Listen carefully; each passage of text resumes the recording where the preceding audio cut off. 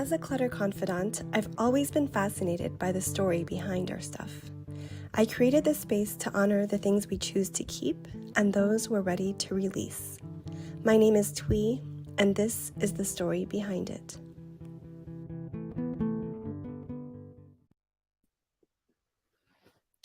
Good morning, everybody. My name is Twee. I am the clutter confidant of Ever So Neat. And this is episode 5 of season 2 of The Story Behind It. Today I'm talking to Sarah, my very, very dear friend, and I can't believe she just told me yesterday we've only known each other for a year. It feels like forever, and she probably knows more about me than most. So I wanted to introduce her, but first I wanted to say that she is the artist behind all of the illustrations for this show. She also designed this shirt, which I'll show later. But yeah, I'm gonna let her tell you about herself because it's wonderful. Thanks for having me, Twee. I'm excited to be here.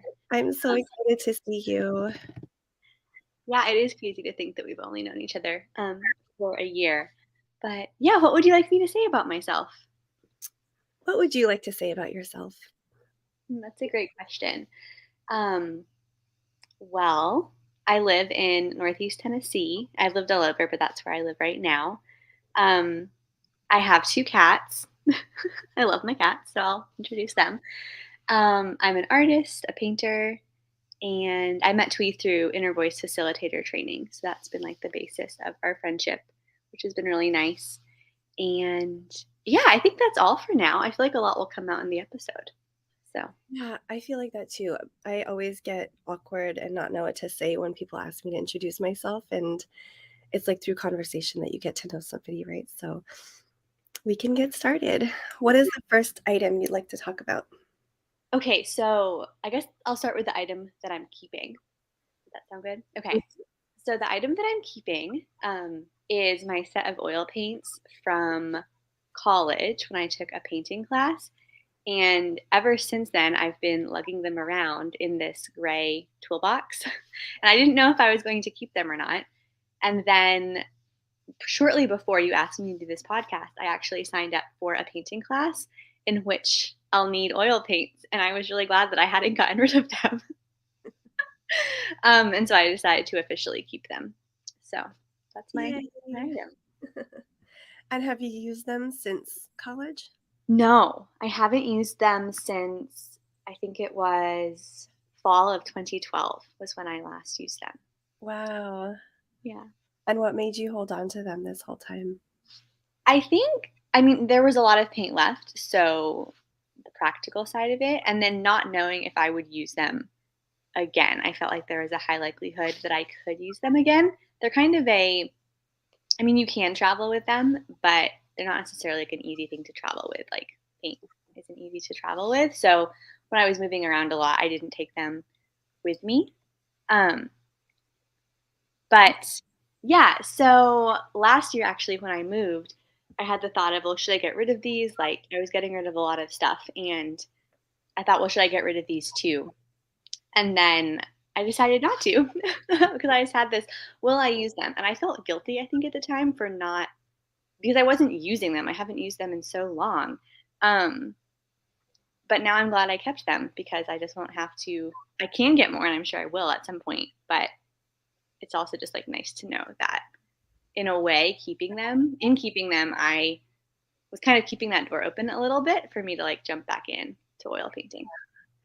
Yeah, and when I hear that story, knowing what I know about you, that's what I got too. It wasn't holding on to the thing, it was holding on to the possibility of being an artist full time and the whole everything that comes with it, and which is something that you've been developing in the last couple of years.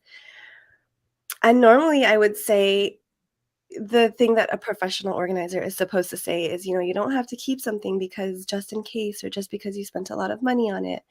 But I really loved hearing your story. I think it's so cool that even though you move a lot, did you store it at like, were you moving it with you in each house?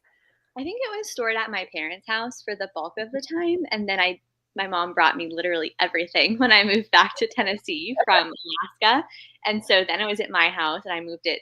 So it's been moved twice since I think I had it back, or once or twice. And the other thing I know about you is that you are pretty good about when you move, not being attached to a lot of your things, and you've left furniture behind and a lot of that. So what was the difference between the oil paintings and everything else?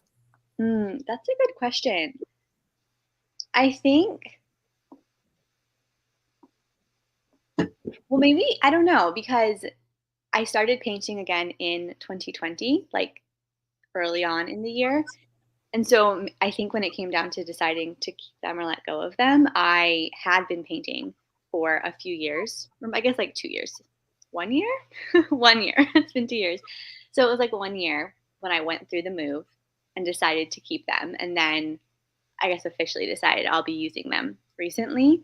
Um, and there was just like so much paint. Like I was just like, why would I get rid of something that I know that I can use, that brings me joy, that even if I'm not using it right now, it will last for another year. And so it didn't feel like the right time to make the decision when I was moving. So I just decided I don't have to make this decision right now. I can just keep it and then I can always get rid of it in the future. Like I didn't have to make every decision right in that moment. Yeah, which is the exhausting part about decluttering or moving even. It's the multitude of decisions that you have to make. So it's nice that you gave yourself that little reprieve, especially for something like this. I feel like it's so mindy, like it's a very practical response. Like I paid for it, so why would I keep it? And I might need it, but it also seems very flowy and you're listening to your intuition at the time and Mhm. your inner voice saying, no, you might, you might. Yeah. And it's interesting too because I wonder, I don't know, but I wonder if the cost of getting new paints would have inhibited me now from signing up for a class. Um, Hmm. maybe they would, maybe they wouldn't have. I don't know, but I didn't even have to take that into consideration when Yeah, thinking about the sticker price up front. you remove the obstacle from yourself. Yeah. Hmm. Are there any other I really want to ask you about your journey into being an artist, but I feel like you are an artist. Like that's how you were probably forever. But did you realize that when you were younger? Oh, yeah, absolutely. I mean, I don't think, I would say creating came before realizing I was an artist. Like, I think I thought of artists as something that you did when you grew up, like something that you became. I don't see it that way now. Like, I think it's just an inherent thing. But at the time, I felt like you had to like earn it or something. So I would like, I don't know. So I was a little kid, and I like one of the things I wanted to be when I grew up was an artist. But of course, I was already an artist then. Um, Yes. so yeah, I think I don't have that many memories like before I started painting and drawing because some of my earliest memories are painting and drawing and doing art. Like I probably, don't have a lot of memories from when I started because I'm sure I started at like, I don't know, 3, 4. um, yeah, and I guess I feel very lucky. Like I have friends who, and everyone has their own journey, and I don't think anything's better or worse, but I have friends who like didn't start making art until they were like 18, 19 until college really, and now like they do art and design full time. So I don't think that you have to start really young. But I had a mom who noticed that I really liked it, and so she really facilitated that and like gave me materials and supplies and encouraged me. Mm, Um, and so I think that that's like 100% like how I was able to do as much as I did, like growing up and everything. yeah. And I usually try to keep this about about the person I'm interviewing, but I know my mom's watching today, so I'm gonna give her a little shout out too because my mom was the same. She was a kindergarten teacher, so I think arts and crafts was just innately in our house all of the time. And so when we were bored, she would just give us a shoebox with paper and scissors inside, and that was our entertainment. And so it's Mm. really nice to have those tools. And I grew up loving creating and arts and crafts, and I had all the tools. So, how do you manage all of your supplies? Mm. You move a lot, and you are an artist, and you probably use big canvases and things like Yeah. that. Well, I haven't moved in a little bit, so I think it's gotten easier. But I think that the space that I'm creating in does influence like the work that I'm making. So last year, when I was living in a smaller apartment, I was creating smaller work, and now I have a little bit more space, so I've started creating bigger work, and that is really nice. um, but yeah, I mean, it's definitely it can be tricky to get materials around depending upon like how big the stuff is. Um, As far as storing materials, I don't think I really have a good answer. Like, I try to have everything that I use easily accessible because it makes it easier for me to create more often. So sometimes, like, I don't even put stuff away. Like, I'll leave the paints like out next to the canvas so that I can come back to it and not have the mental hurdle of like, okay, I have to get everything out. And so I think that's something that's I would suggest. Like, if you want to be doing something every day, like you can make it look nice or like have it organized, but like having your pens or whatever you create with like at the surface that you create on, and even like leaving your sketchbook out, like everything doesn't have to go away. Like I think it's if it's part of your daily life, then making it part of your daily life can be it removes one of the hurdles. Like it removes one of the mind obstacles that you can put up. And it feels really intentional. Like, this is what I want to do, especially for an art piece. It's probably not just like, okay, I'm going to paint. I think the same thing as before and after. A lot of people think, okay, you're just going to paint a painting in one day. But I've Yeah. seen it work and it's such a progress. And it's really putting the intention behind it every single day. And it Mhm. doesn't mean you have to work on it every day. Yeah, They're as part of your surrounding. for sure. And also having it, I think, like I'll look at if I'm working on a painting, having it out, then I can look at it and think about it, even if I'm not actively working on it. And that's part of the process too. So, Yeah, and something you said earlier about always being an artist and not having to earn it. hmm I just wanted to point that out because for me, it just reflected my journey with being a human, even like being loved. I always thought you have to earn love. mm And your profession, you really identify with it, and that's what makes you, I don't know, more valuable as a human. hmm So I just love that you already knew that in your heart and you didn't have to earn it. And that's who you are. yeah. And I think in some way there are still stories to work through with that. But I think the bigger piece is that truth. Yeah. Yeah. Yeah, our stories come up Oh yeah. regardless. But being able to recognize them is Mhm. huge. Yeah. So, speaking of stories, what's the one you're ready to release? Okay, so this is a bizarre one. When I was thinking about it, it's a one I'm not at home right now. So, but I do have the item with me. I actually really need to get a new phone. Um, but I'm having a lot of like resistance to getting rid of my old phone and getting a new phone. But I've decided that that's something that I'm doing in the near future. And I'm noticing this resistance to letting go of the old one, but it is an item that I've decided I'm letting go of. And I don't know where the resistance is coming from, so I'm just noticing it. But yeah, that's the item. That's so interesting. That's not what I thought at all.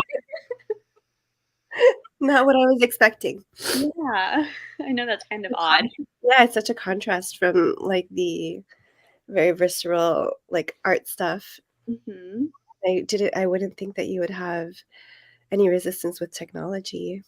Yeah, I don't know if the resistance is coming from having to get a new phone as part of getting rid of the old phone, or if it's from getting rid of the old phone. I don't know. Have you asked your inner voice? No, I haven't. Would you like to? Yeah, sure. Okay.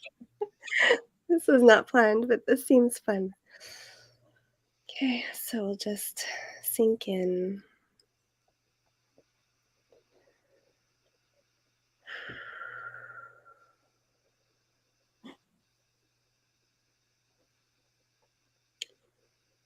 Inner voice, whenever you're ready.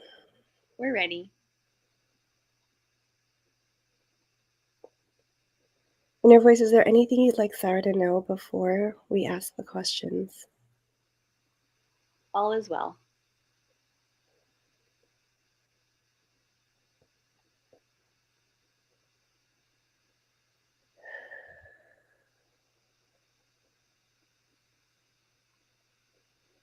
Inner voice, what does Sarah's phone mean to her? Security, safety, connection. I'm getting an image of like a lifeline being thrown from a boat to someone.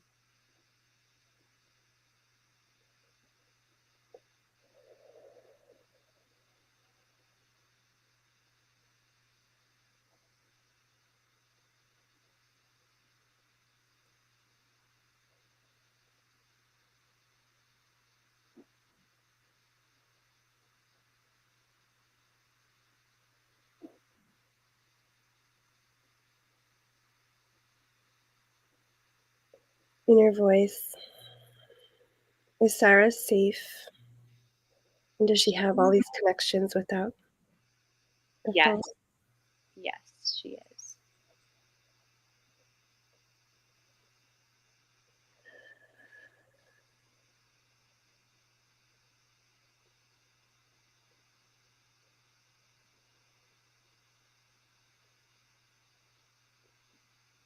Inner voice, what would make it fun to change phones for Sarah?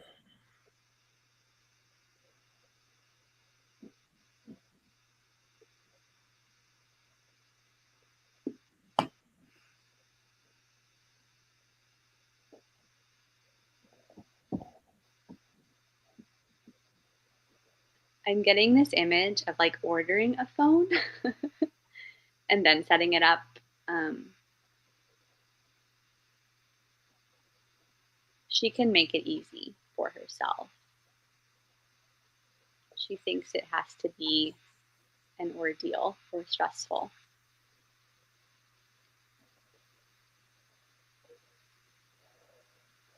It can be easy.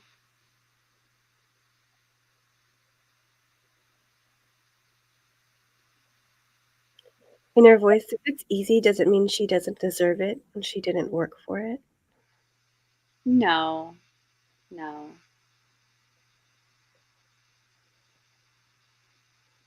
Something that is more challenging for the mind.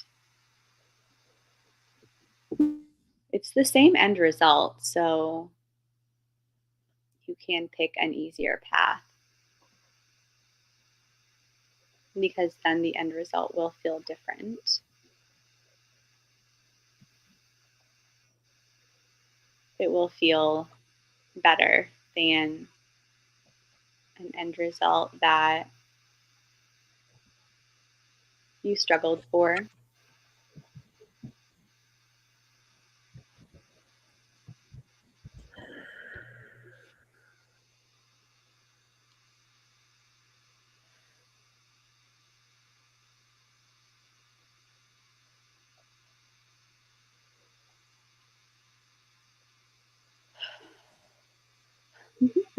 She doesn't need to wait until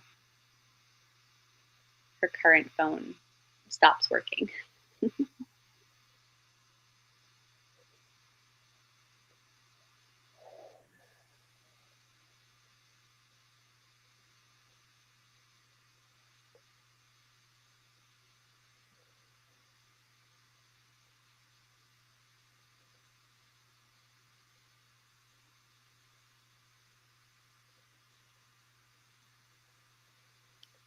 Inner voice, what would you like to have Sarah release today?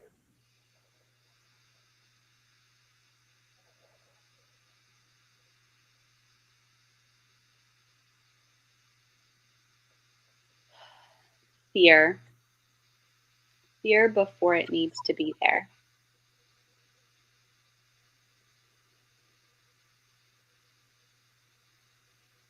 She can trust her body to feel fear if she needs to feel fear. She doesn't need to worry about fear in the mind, and she can release that.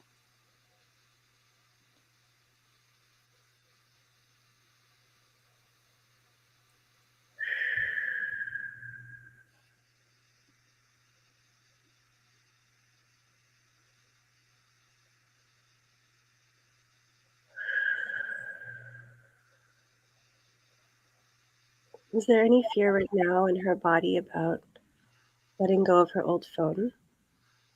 It's deeper than the phone.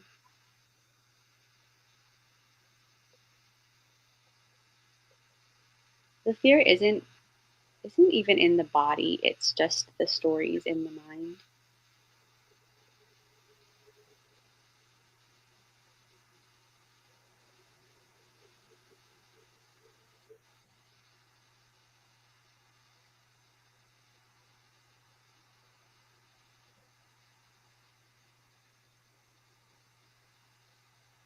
Fear can get stuck in the body, but it can also come and go.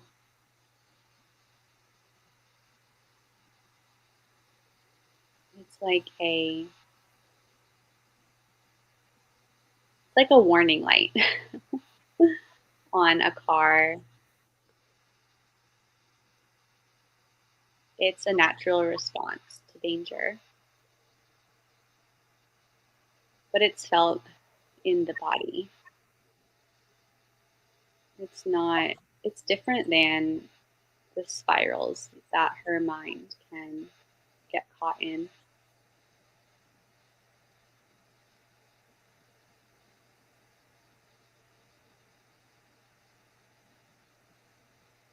The two are very different.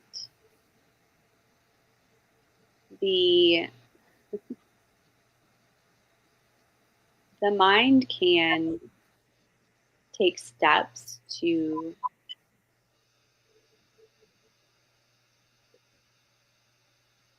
guide the human for bodily safety, but it can do this without spiraling. For example, locking the door. You can lock your front door without telling yourself stories of who could come in if you don't. You can just lock the front door. But the warning light of fear can still function and come on if it needs to in the body.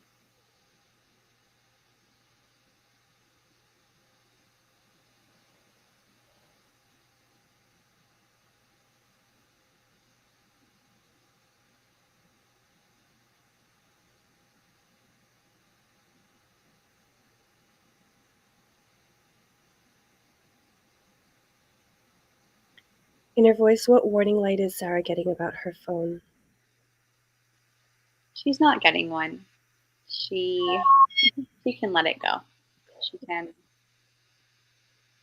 have a new phone.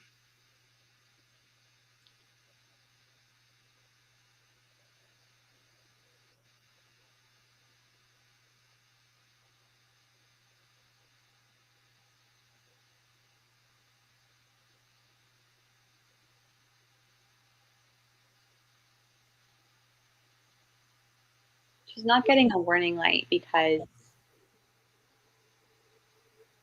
the fear, the warning light we're talking about is more of a primal response, and there is no danger associated with getting a new phone. Sometimes people have responses to situations that are not necessarily based in their immediate surroundings, like PTSD responses, but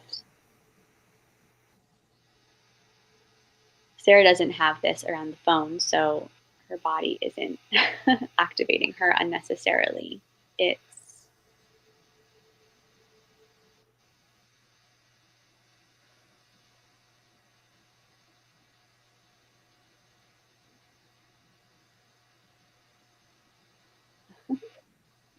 I'm kind of getting this sense of like, I don't know, stepping into something new, like even though it's only a phone, stepping into like a new onto a new section of a bridge is like the visual I'm getting, which is bizarre. It's a step. It's a step forward.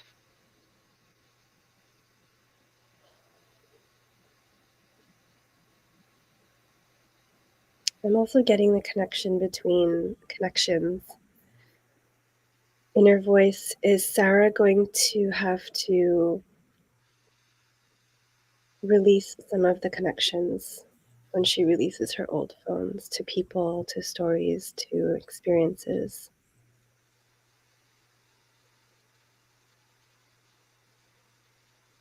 As she is ready,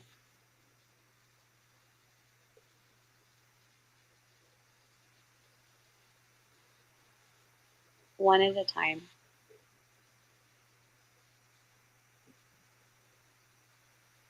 This is why it can be nice to make it easy, because then you can release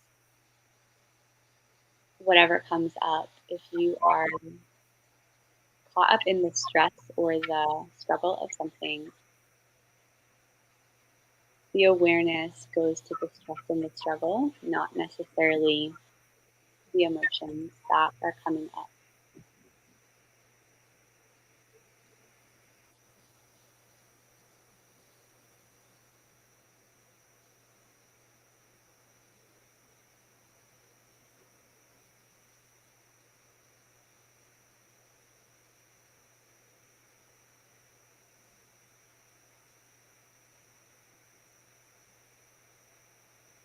Inner voice, is Sarah ready?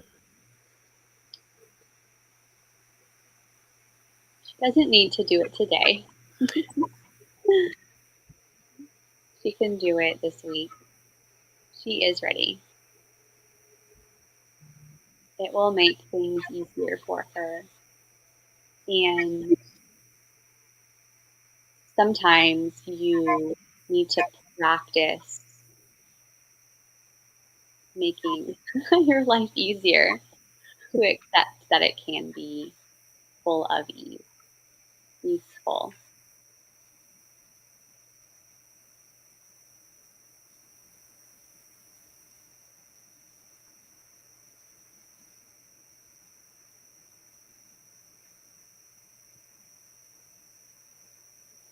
Is there anything else, inner voice, that you'd like Sarah to know? She can trust herself, and she can trust her knowing. That's all. Thank you. As I was yawning, this hair kept getting in my mouth a few times. So, I anyway, love your hair so much. That was fascinating. it was fascinating. I had a really interesting. I feel like directly related to something that happened here, which is that I showed up at the house that I'm staying at and I didn't have any service. And my mind like really freaked out.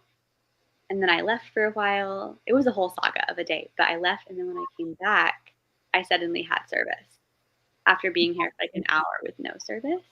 And now the service is kind of like in and out, but I definitely have service. So it's interesting. Did the mind spirals kick up? Like, did it feel like a body fear? That was so interesting how your inner voice was like made the distinction between the two. And I always thought in my mind, like, fear is bad, like we don't need to be scared. But it was really interesting how your inner voice said, yeah, sometimes fear is okay to have. Yeah. No, it felt like a mind, like my mind got caught in a what if scenario. And then I was having a hard time distinguishing, like, am I getting these thoughts because like the fear is bypassing my body and just going to my mind, or am I just spiraling into what if thoughts and stuff I've read, Uh, which ultimately was the second, not the first. and now with inner voice, I'm sure it gets a little bit easier to bypass or like acknowledge those mind fears. Sometimes. I think sometimes in the moment, then then I'm like, what if my inner voice is going to say I'm always okay? you know? But yes, I agree. Oh, I loved it. And so many things came up where it was like that's all the things that are related to decision making and releasing the fear, the trusting yourself. And it almost felt like two parts. Like it's one part is releasing your phone and then one part is getting the new phone. So Mm-hmm. it's releasing and receiving, which you drew for me Yeah. um, in three parts. Yeah, it's keeping releasing, but also once you release, being open to receiving. Mm-hmm. That's so true. Yeah, I hadn't made that connection, but I love Awesome. So I can't wait to see your new phone. I hear about the process. that. Thank you. So much. Before we end, I want to show the shirt you do because Oh, oh, it's exactly on point. And it makes me so happy. I wear it a lot, and it's just a good visual reminder of what we talk about all the time. mhm. Thank you so much for having me. This was so fun. Thank you. I'll talk to you soon. All right. Hopefully- Goodbye. Bye.